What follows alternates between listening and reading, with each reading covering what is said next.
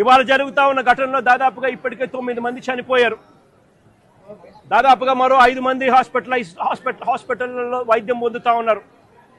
ఈ 5 మందిలో కూడా ఒకరి పరిస్థితి విషమంగా ఉంది.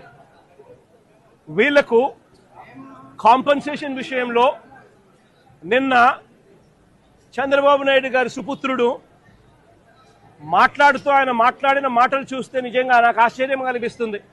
మానవత్వం అన్నది ఎవరికైనా ఎక్కడైనా కానీ కొద్దో గొప్ప ఉండాలి కదా, ఇలాంటి మనుషులు కూడా ఉంటారా అనిపించింది. నిజంగా ఆయన అంటాడు 1,72,00,000 ఇస్తా ఉన్నాము అని చెప్పి.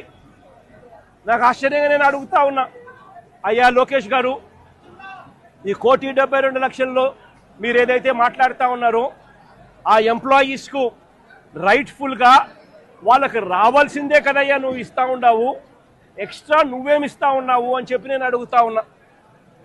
ఈ ఎంప్లాయీస్కి రావాల్సిన గ్రూప్ ఇన్సూరెన్స్ అయితేనేమి, ప్రావిడెంట్ ఫండ్ అయితేనేమి, గ్రాట్యుటీ అయితేనేమి, రిస్క్ ఇన్సూరెన్స్ అయితేనేమి, వీటి నేపథ్యంలో 1.45 crores వాళ్ళకే రావాల. ఆ తర్వాత కంపెనీనే మరో 25 లక్షలు ఇస్తా ఉంది. అది కూడా విశాఖపట్నం స్టీల్ ప్లాంట్ కంపెనీయే ఇస్తా ఉంది. కేవలం ప్రైమ్ మినిస్టర్ రిలీఫ్ ఫండ్ కింద కేవలం 2 లక్షల రూపాయలు అదనంగా ఎక్స్గ్రేషియా కింద వస్తూ ఉంది. రాష్ట్ర ప్రభుత్వం నుంచి 0 రూపాయి అంటే రూపాయి కూడా ఇవ్వడంలే. మరి నేను అడుగుతా ఉన్నా, ఇక 1.72 crores ఇంకొకటి నువ్వు ఇచ్చేదేందయ్యా బోడీ అని అడుగుతా ఉన్నా.